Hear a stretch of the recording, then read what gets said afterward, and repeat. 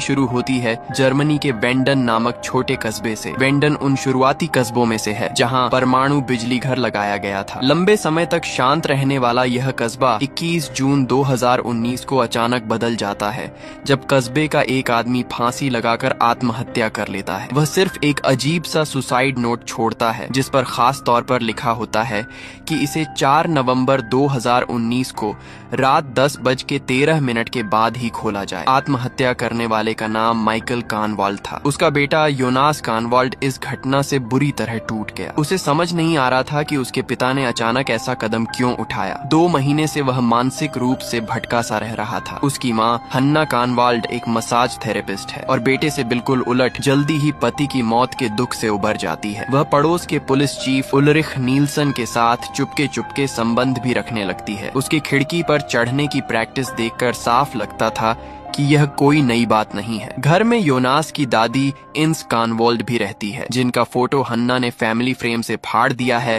स्पष्ट है कि सास बहू के रिश्ते ठीक नहीं हैं। दूसरी ओर वही पुलिस चीफ उल्रिख नील्सन सुबह सुबह जॉगिंग का नाटक करके घर लौटता है। घर पर उसकी पत्नी काथरीना नील्सन नाश्ता बना रही है। उनके 3 बच्चे हैं, बड़ा बेटा मैग्नस नील्सन, छोटा बेटा मिकेल नील्सन और बेटी मार्था नील्सन। हाल के दिनों में उल्रिख का रोज सुबह दौड़ना काथरीना के मन में शंका की चिंगारी जगा रहा था। आज 4 नवंबर की रात आखिरकार दस्तक दे चुकी थी। घर में दादी घबराई हुई बैठी हैं ताकि ठीक समय पर चिट्ठी खोली जा सके। यही दिन योनास के स्कूल लौटने का भी है, लेकिन स्कूल पहुंचते ही उसे मीटिंग के लिए बुला लिया जाता है। संयोग से स्कूल की प्रिंसिपल पुलिस चीफ उल्रिख की पत्नी काथरीना ही है, क्योंकि 13 दिन पहले योनास का सहपाठी नोआ रहस्यमय तरीके से गायब हो गया था। पुलिस ने हर जगह खोजा मगर कोई सुराग नहीं मिला। तभी योनास की गर्लफ्रेंड मार्था वहां पहुंचती है। वह उसे मुस्कुराकर देखती है लेकिन सीधे उसके दोस्त बार्टोज टाइडेमान के पास चली जाती है। कुछ ही दिनों की बीमारी में दोस्त ने उसकी गर्लफ्रेंड छीन ली। टाइडेमान परिवार वेंडन का मशहूर अमीर परिवार है। बार्टोज का पिता अलेक्जेंडर टाइडेमान कस्बे के परमाणु बिजली घर का डायरेक्टर है और माँ क्लाउडिया टाइडेमान कस्बे का इकलौता होटल चलाती है। हाल की घटनाओं के कारण होटल का कारोबार भी मंदा पड़ गया है। अलेक्जेंडर अपने बेटे से बहुत सख्ती से पेश आता है जिसकी वजह से बार्टोज नशे का आदी बन गया है। संयोग से गायब हुआ नोआ एक गुफा में बहुत सारा गांजा छिपा कर रख गया था। यह बात पता चलते ही बार्टोज सुझाव देता है कि सब लोग रात को वेंडन की गुफा में जाकर उसे निकालें और बेच दें, पक्का बड़ा मुनाफा होगा। इधर दूसरी तरफ गायब लड़के नोआ के माता पिता पुलिस स्टेशन पहुंचते हैं और पूछते हैं कि अब तक उनका बेटा क्यों नहीं मिला। थाने की इंचार्ज शार्लोट डॉपलर उल्रिख की सीनियर है। उसका पति पीटर डॉपलर एक मनोवैज्ञानिक डॉक्टर है। उनकी 2 बेटियां हैं, बड़ी फ्रांसिस्का डॉपलर और छोटी एलिजाबेथ डॉपलर। नोआ की माँ बहुत भावुक और गुस्से में है। इतने दिनों बाद भी बेटे का कोई पता नहीं चला और उसे पक्का यकीन है कि पुलिस ने सच में खोजने की कोशिश ही नहीं की। शार्लोट उसे समझाने की कोशिश करती है मगर वह सबके सामने उस पर थूक देती है। तभी उल्रिख बीच में आकर हालात संभालता है और किसी तरह दोनों को शांत करके वहाँ से भेज देता है। इसके बाद उल्रिख और शार्लोट ऑफिस में सुरागों की समीक्षा करते हैं लेकिन दोनों में बहस हो जाती है। उल्रिख का मानना है कि नोआ बस घर से भाग गया होगा क्योंकि वेंडन कस्बे में कभी कोई बड़ा अपराध हुआ ही नहीं। शार्लोट तुरंत इसका विरोध करती है। असल में नोआ वेंडन कस्बे का पहला लापता व्यक्ति नहीं है। 33 साल पहले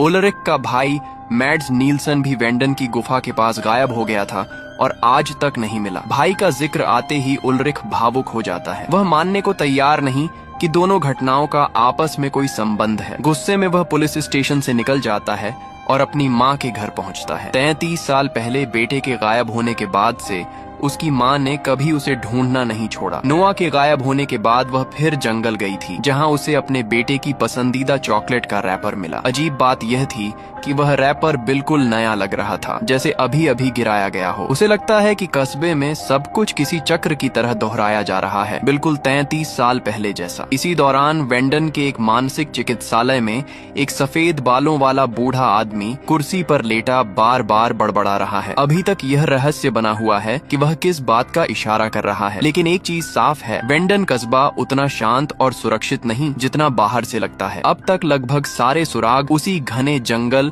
और उसके भीतर मौजूद रहस्यमयी गुफा की ओर इशारा कर रहे हैं। तभी दृश्य बदलता है। गुफा के अंदर से एक रेनकोट पहने रहस्यमयी आदमी बाहर आता है। क्या वही नोआ के गायब होने का जिम्मेदार है? और माइकल के पत्र में आखिर लिखा क्या है? अब तक कहानी के 4 बड़े परिवार सामने आ चुके हैं और इस सीरीज में रिश्तों की कड़ियां बेहद अहम हैं। चलिए एक बार इन्हें दोहरा लें। सबसे पहले है कर्नवाल्ड परिवार। पिता माइकल कर्नवाल्ड, जिसने शुरुआत में आत्महत्या की, बेटा योनास कर्नवाल्ड, पत्नी हन्ना कर्नवाल्ड और दादी इनस कर्नवाल्ड। दूसरा है नीलसन परिवार। पिता उल्रिख नीलसन, जो कस्बे के पुलिस चीफ हैं, और माँ काथरीना नीलसन, जो स्कूल की प्रिंसिपल है। उनके 3 बच्चे हैं, बड़ा बेटा मैग्नस नीलसन, बेटी मार्था नीलसन और छोटा बेटा मिकेल नीलसन। इसके अलावा उल्रिख की माँ भी इस परिवार में शामिल है। तीसरा है टाइडेमान परिवार, जो कस्बे का अमीर परिवार है। पिता अलेक्जेंडर टाइडेमान परमाणु बिजली घर के डायरेक्टर और माँ क्लाउडिया टाइडेमान 5 सितारा होटल की मालकिन। उनका बेटा बार्टोज टाइडेमान है। चौथा है डॉपलर परिवार। पिता पीटर डॉपलर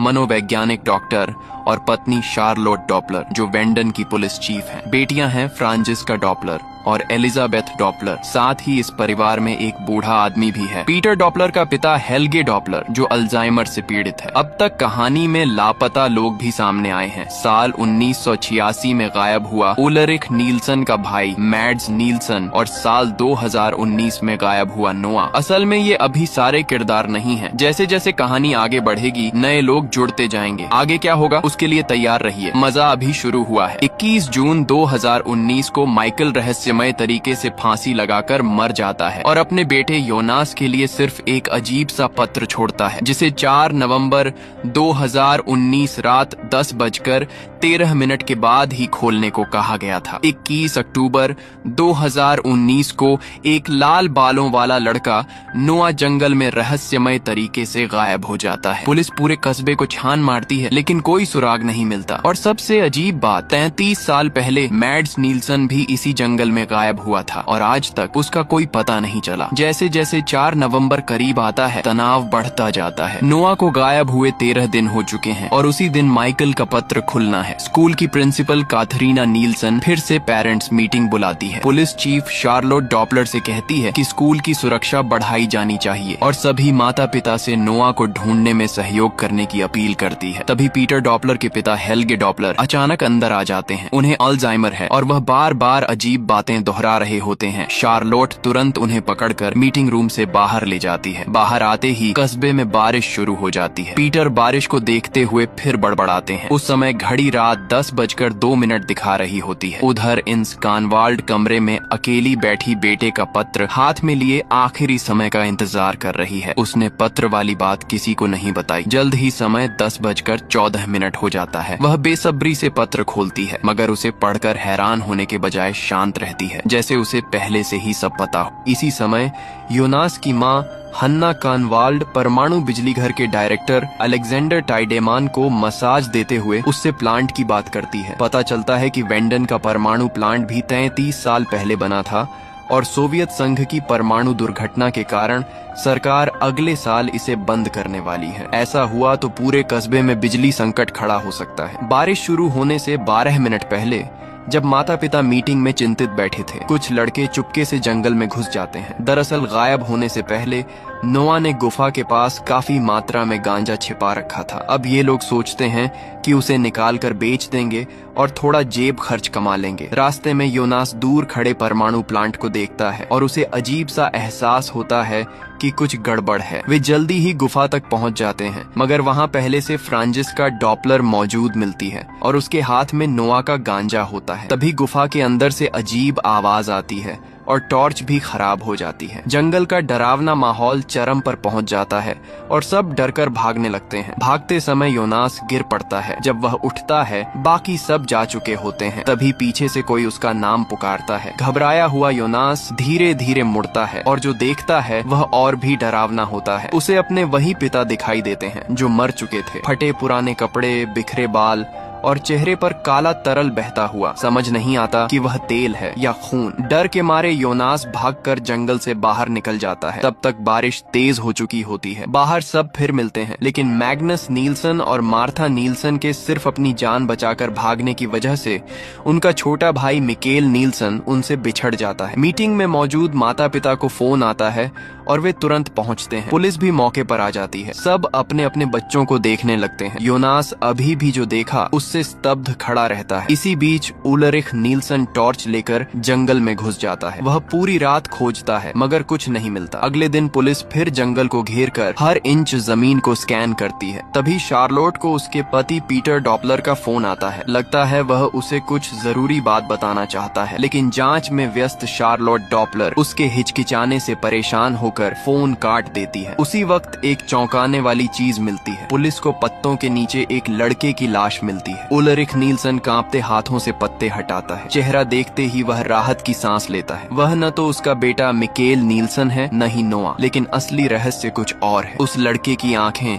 अजीब तरीके से जली हुई थी और उसके पास साल 1986 का एक सिक्का मिलता है। फॉरेंसिक डॉक्टर तुरंत रिपोर्ट देता है। लड़के की उम्र लगभग 10 से 12 साल के बीच है। मौत करीब 16 घंटे पहले हुई थी। आंखों के आसपास जलने के निशान के अलावा उसके कानों की नलियां भी बुरी तरह क्षतिग्रस्त थीं। डॉक्टर का कहना है कि यह किसी बेहद तेज आवाज, तेज गिरावट के दबाव या जबरदस्त घूमने वाली ताकत से हो सकता है। इसके अलावा लड़के के कपड़ों पर काफी मात्रा में लाल मिट्टी लगी हुई थी, जबकि वेंडन की गुफा के आसपास लाल मिट्टी होती ही नहीं। ये रहस्यमय मामला शार्लोट को और उलझा देता है। कस्बे में लगातार 2 लड़के गायब हो चुके हैं और खबरों में यही चर्चा चल रही है। जब शार्लोट का पति पीटर ये खबर सुनता है तो वह ऐसे रो पड़ता है जैसे उसका अपना बच्चा खो गया हो। ड्राइविंग सीट पर बैठकर फूट फूट कर रो पड़ता है, जैसे उसे इस घटना के पीछे की सच्चाई पता हो या शायद उसका खुद इससे कोई संबंध हो। उधर मिकेल नील्सन को गायब हुए 9 घंटे हो चुके हैं, मगर पुलिस को अभी तक कोई सुराग नहीं मिला। अपने बेटे को ढूंढने के लिए उलरिख नील्सन खुद रहस्यमय गुफा में जाता है। गुफा के अंदर गहराई में उसे एक जंग लगा लोहे का दरवाजा मिलता है, जिसके पीछे संयोग से एक कस्बे का परमाणु बिजली घर है। वह तुरंत बारिश में भीगते हुए बिजली घर पहुंचता है और डायरेक्टर अलेक्जेंडर टाइडेमन से अंदर जाने की विनती करता है, लेकिन अलेक्जेंडर साफ कह देता है कि बिजली घर एक संवेदनशील जगह है। भले ही उलरिख पुलिस चीफ हो, ऊपर से सर्च वारंट के बिना कोई अंदर नहीं जा सकता। बेबस होकर उलरिख वापस थाने लौट आता है। उसी समय हन्ना कानवाल थाने आती है। उलरिख घबराकर उसे रिकॉर्ड रूम में ले जाता है। हन्ना उसे सांत्वना देने की कोशिश करती है, मगर वह उसे धक्का देकर अलग कर देता है। जब बेटा ही गायब हो गया हो तो उसे रोमांस की फुर्सत कहाँ। इधर पुलिस अभी भी जंगल में खोजबीन कर रही होती है, लेकिन उन्हें पता नहीं कि एक रेनकोट पहना रहस्यमयी आदमी सूटकेस लेकर जंगल में आ चुका है। वह पहाड़ी से सब कुछ चुपचाप देखता है। बाद में वह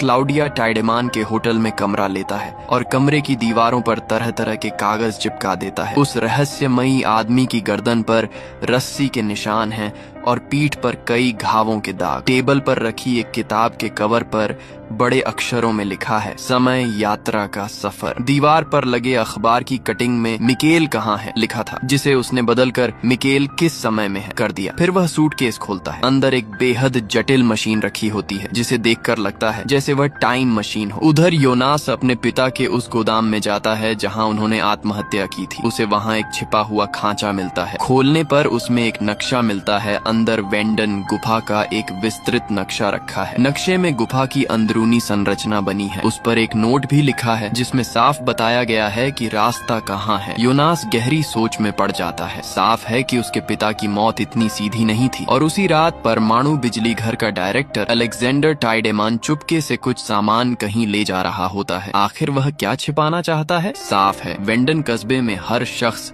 अपने अंदर कोई न कोई राज छिपाए बैठा है। एक ही रात में 33 भेड़ें अचानक मर जाती हैं। मौके पर न खून के निशान मिलते हैं, न काटने के और न ही जहर के कोई संकेत। ऐसा रहस्यमय मामला बूढ़े पुलिस चीफ ने भी पहले कभी नहीं देखा था। इसी दौरान गायब हुआ मिकेल नील्सन रहस्यमयी गुफा से बाहर निकल आता है, लेकिन बाहर का नजारा कल से अलग लगता है। सड़क किनारे और उसके घर के आंगन में कुछ ऐसी गाड़ियां खड़ी हैं जिन्हें उसने पहले कभी नहीं देखा। यहाँ तक कि चाबी से दरवाजा दरवाजा भी नहीं खुलता। तभी आवाज सुनकर एक लड़का बाहर आता है और उससे पूछता है कि वह कौन है और यहाँ क्या कर रहा है। मिकेल नील्सन कहने ही वाला था कि यह उसका घर है, तभी एक लड़की आकर बात काट देती है। हैरानी की बात, उस लड़की का नाम काथरीना नील्सन और लड़के का नाम उल्रिक नील्सन है, जो असल में उसके माता पिता के नाम है। दोनों के जाने के बाद मिकेल जमीन पर पड़ा अखबार देखता है। उस पर तारीख लिखी होती है 5 नवंबर 1986। सारे संकेत बताते हैं कि वह 33 साल पीछे अतीत में पहुंच चुका है। थोड़ी देर बाद वह घर के अंदर जाता है और माँ को पुकारता है। सोफे पर बैठी एक थकी हुई औरत माँ सुनकर समझती है कि उसका खोया बेटा मैड्स नील्सन लौट आया है, लेकिन जब उसे पता चलता है कि यह उसका बेटा नहीं है तो वह पागलों की तरह मैड्स नील्सन के बारे में पूछने लगती है। डरा हुआ मिकेल किसी तरह उससे छूटकर पुलिस स्टेशन पहुंचता है। उस समय ड्यूटी पर पुलिस चीफ एगोन टाइडेमान होते हैं। मिकेल नील्सन कहता है कि उसके पिता उल्रिक नील्सन यहाँ के चीफ हैं। एगोन उसके शरीर पर चोट के निशान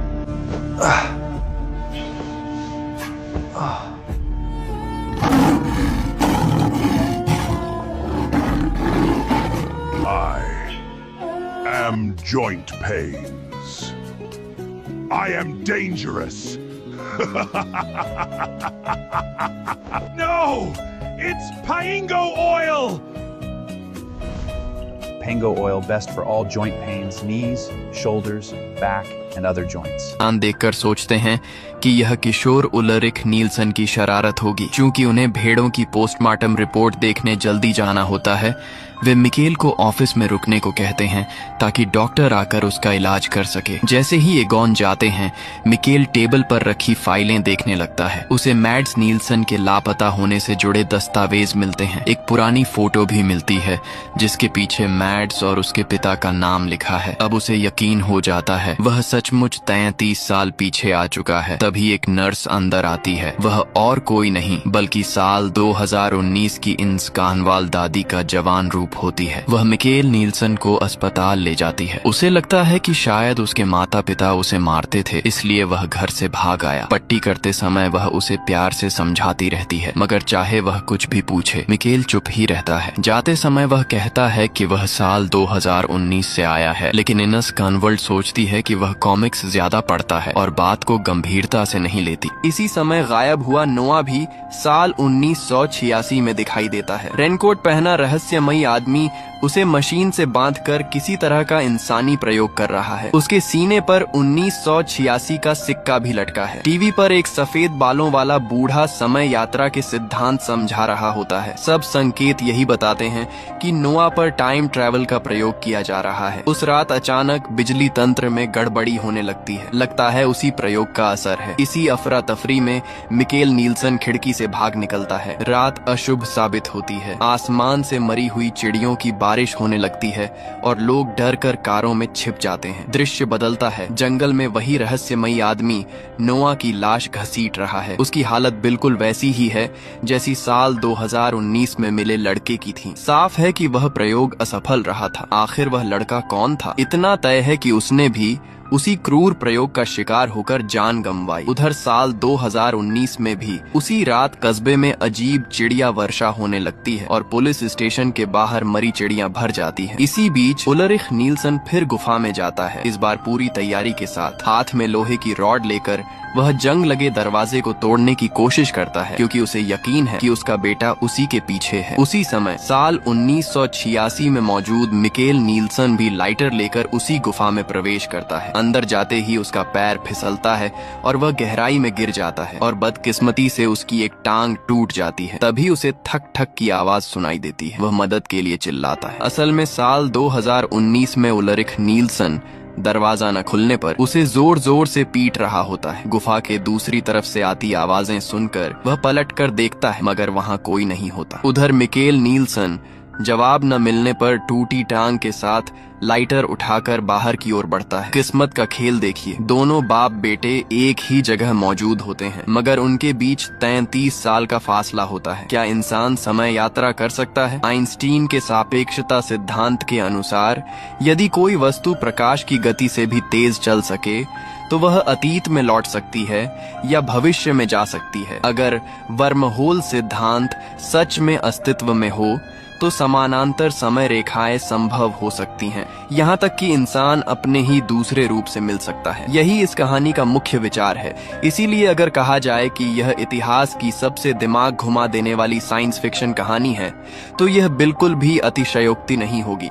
बड़ी संख्या में भेड़ों और पक्षियों की रहस्यमयी मौत के मामले में साल 1986 के पशु विशेषज्ञ का मानना था कि भेड़ें डर से मरी क्योंकि वे बहुत संवेदनशील होती हैं। बस 2-3 के घबराने से पूरा झुंड नियंत्रण खो देता है। लेकिन समस्या यह थी, सभी भेड़ों के कान के पर्दे बुरी तरह फटे हुए थे। साल 2019 के फॉरेंसिक विशेषज्ञ ने ज्यादा पेशेवर निष्कर्ष दिया। मरी हुई चिड़ियों की खोपड़ी और कान के पर्दे भी क्षतिग्रस्त थे। संभवतः वे दिशा भ्रमित होकर गिरी, शायद किसी शक्तिशाली विद्युत तरंग या रेडियो वेव के कारण। जंगल में मिले लड़के के साथ भी यही हुआ था। आंखों के जलने के अलावा उसके कान भी इसी तरह खराब थे। स्पष्ट है, इन घटनाओं के पीछे कोई असामान्य ऊर्जा प्रभाव है। समय फिर 1986 में लौटता है। उस दिन लीना टाइडेमान को वेंडन परमाणु संयंत्र का नया प्रमुख चुना जाता है। उनके पिता कस्बे के पुलिस प्रमुख एगोन टाइडेमान हैं। उनकी एक युवा और सुंदर बेटी भी है, वही जो साल 2019 में होटल मालकिन क्लाउडिया टाइडेमान के रूप में जानी जाती है। सुरक्षा कर्मी हेल्गे डॉपलर उन्हें एक जॉइनिंग गिफ्ट देते हैं, एक किताब जिसका नाम है समय यात्रा का सफर। वही हेल्गे डॉपलर जो 2019 में मानसिक रूप से अस्थिर वृद्ध के रूप में दिखते हैं। पद संभालते ही लीना टाइडेमान पिछले 2 साल का डेटा देखती हैं और सिर्फ 2 पन्ने पढ़कर ही गड़बड़ी पकड़ लेती हैं। गुस्से में वह रिटायर्ड पुराने स्टेशन चीफ के पास जाती है। वह उन्हें बिजली घर के प्रतिबंधित इलाके में ले जाता है। जालीदार दरवाजा खोलते ही सामने एक गुफा दिखाई देती है। लीना रस्सी से नीचे उतरती है और गुफा के अंदर जाती है। अंत में उन्हें ऐसी परमाणु कचरे की ढेर मिलती है जिसे हटाया नहीं जा सकता। दूसरी तरफ शार्लोट डॉपलर फिर मिकेल नील्सन के गायब होने वाली जगह की जांच करती है। वह सड़क किनारे लगे कैमरे की मेमोरी निकालकर फुटेज देखती है और पाती है कि रात 9:30 बजे उसके पति पीटर डॉपलर की कार वहीं से गुजरी थी, ठीक उसी समय जब मिकेल नील्सन गायब हुआ था। वह तुरंत एक लकड़ी के केबिन पर जाती है। यह वही जगह थी जहां पीटर अपने पिता के साथ रहा करता था। बाहर उसे लाल मिट्टी मिलती है, बिल्कुल वैसी ही जैसी जंगल में मिले लड़के के कपड़ों पर थी। जमीन पर टायर के निशान भी होते हैं। अब उसे शक हो जाता है कि पीटर डॉपलर का उस लाश से कोई न कोई संबंध है। केबिन के पास ही उसे एक दरवाजा मिलता है। अंदर एक तंग गोदाम है जो नुआ पर किए गए प्रयोग वाले कमरे जैसा लगता है। उसी दिन बेटी एलिजाबेथ डॉपलर स्कूल से लौटकर जेब से एक पॉकेट वॉच निकालकर शार्लोट डॉपलर को देती है। वह कहती है कि यह घड़ी उसे नोआ नाम के व्यक्ति ने दी और कहा कि यह पहले शार्लोट की ही चीज थी। जब घड़ी खोली जाती है तो अंदर सच में उसका नाम लिखा होता है। फिर एलिजाबेथ नोआ का एक चित्र भी बनाती है। दूसरी ओर योनास अपने पिता का छोड़ा हुआ नक्शा लेकर कई बार गुफा में जाता है, लेकिन हर बार खाली हाथ लौटता है। उसे नहीं पता कि उसकी हर हरकत पर एक रहस्यमयी आदमी नजर रख रहा है। रात को वही आदमी चुपके से योनास के कमरे में आता है और नक्शे पर कुछ निशान लगा देता है। अगले दिन होटल छोड़ते समय वह क्लाउडिया टाइडेमान को एक पैकेट देता है और कहता है कि इसे आज रात तक योनास कानवाल्ड को जरूर दे देना। उसी दिन योनास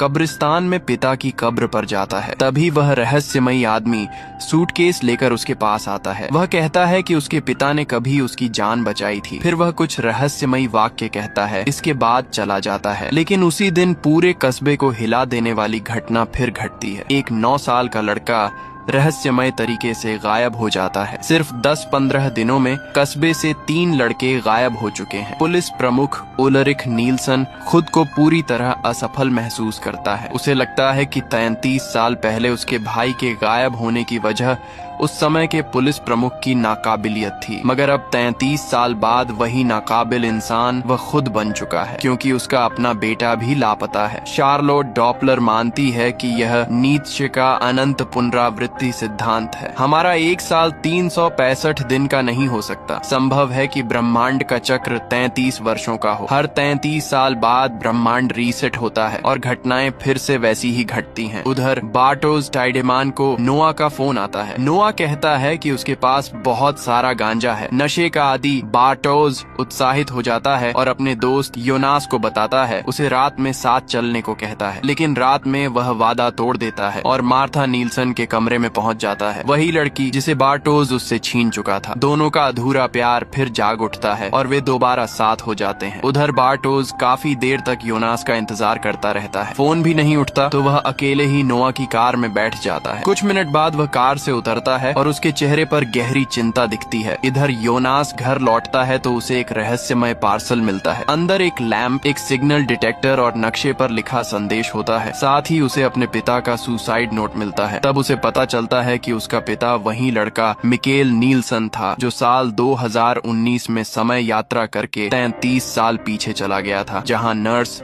इंस कानवाल्ड ने उसे गोद लेकर माइकल कानवाल्ड नाम दिया था। पिता लिखते हैं कि उन्हें नहीं पता वे आखिर किस समय या दुनिया से ताल्लुक रखते हैं। अंधेरे में जीते रहना नहीं चाहते, इसलिए वे अपनी जिंदगी खत्म करने का फैसला कर रहे हैं। चिट्ठी पढ़कर योनास सदमे में रह जाता है। अभी अभी जिसके साथ वह था वह असल में उसकी अपनी बुआ निकली। अब सवाल उठता है, उस रहस्यमय व्यक्ति के पास माइकल कानवाल्ड की चिट्ठी कैसे आई? उसका योनास कानवाल्ड से क्या रिश्ता है? कुल मिलाकर यह एक ऐसी सीरीज है जो रहस्यों से भरी हुई है। हर जगह सवाल, हर मोड़ पर नया जाल, हर जवाब नए सवाल खड़े करता है। तो आगे क्या होगा, यह जानने के लिए अगले एपिसोड का इंतजार करना ही पड़ेगा। इतना देखने के बाद अगर आप सोच रहे हैं कि कहानी को यहाँ क्यों रोका गया, तो वजह साफ है। ये एक सीरीज है, हर एपिसोड करीब 90 मिनट का है। अगर सब कुछ एक साथ बताया जाए तो देखना भी भारी पड़ जाए। अब कहानी खत्म होने का वक्त है। सच्चे दिल से धन्यवाद उन सभी दोस्तों को